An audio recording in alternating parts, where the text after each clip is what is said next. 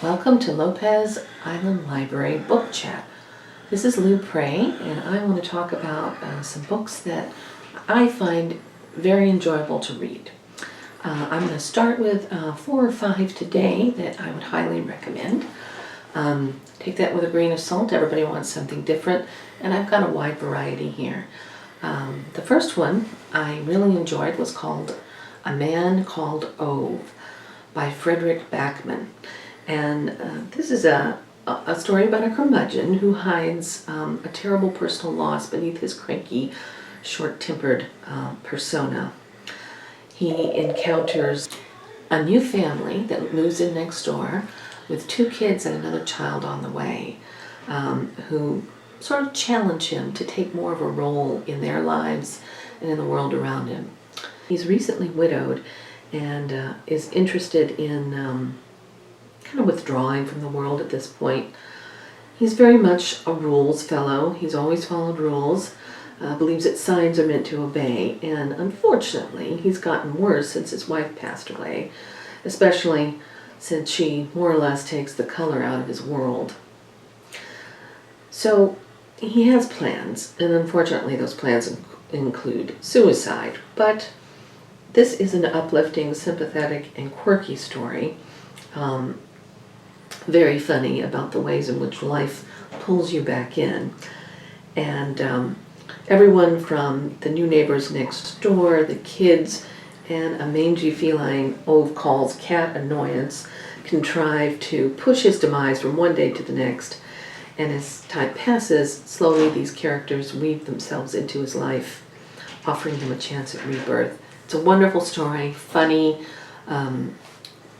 characters you are familiar with that make you really think, maybe that grumpy person has something behind their exterior that's worth learning about and coming to love. The next book I read that I thoroughly enjoyed is by Susan Casey. It's called Voices in the Ocean, A Journey into the Wild and Haunting World of Dolphins.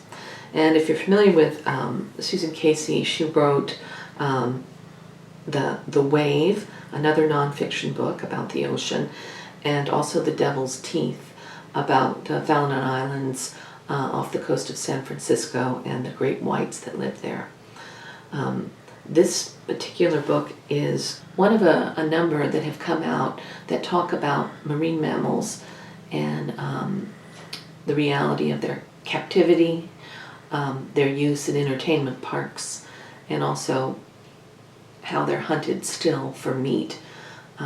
It's a wonderful book. It also looks at the intelligence of dolphins, the sociology of dolphins and within their pods, and the environmental impacts that are changing and having an effect on dolphins in the wild. If you love nature and want to hear more about how you can help maintain the freedom of these incredible creatures, this is a great book to read by Susan Casey. Voices in the Ocean, A Journey into the Wild and Haunting World of Dolphins.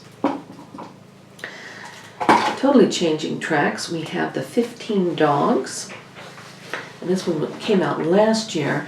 This, just to give you a little background, is about a bet between the gods Apollo and Hermes. They decide to grant human intelligence and consciousness just to randomly 15 different dogs. And this is basically a classic story that is set in the present.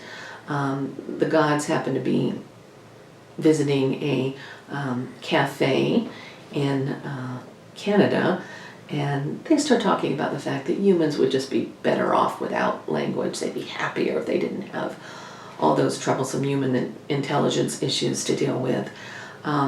So to make their case, Hermes says, oh no, humans are capable of great things. They're not all destined to be miserable because of this gift. And Apollo says, want to bet? And so they do. They bet.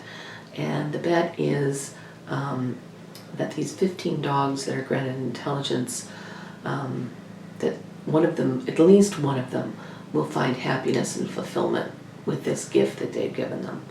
One of the gods thinks, no, they're going to all be miserable and wish they were back to their doggy ways again. It's a very thought-provoking and engaging book. This is written by a Canadian author, and kind of one of those what-if scenarios. When is a dog not a dog?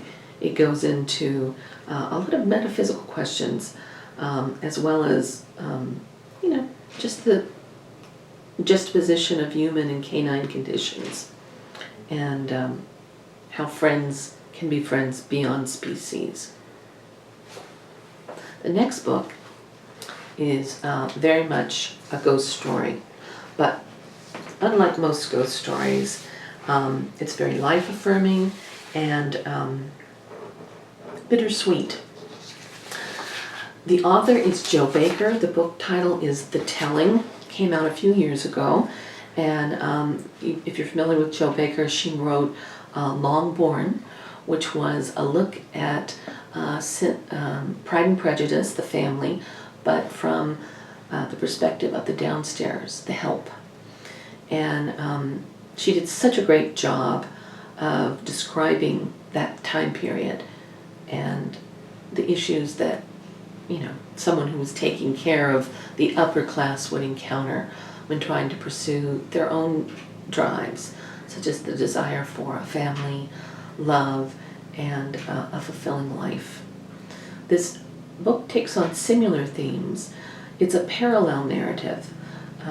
The ghost story involves a woman named Elizabeth who lived in the dark days of the mid-century when her hours were very long, and she was part of a family that expected her to marry well into another working family to better their situation. That was back then. In the modern day times, Rachel is a 21st century woman who arrives to clean out a cottage after her mother's death. And while she's mourning her and trying to go through all of her mother's things and also suffering from postpartum depression, she's suddenly drawn by eerie voices in the abandoned cottage. This link between the past and the present is what makes the story so compelling and bittersweet and ultimately uplifting.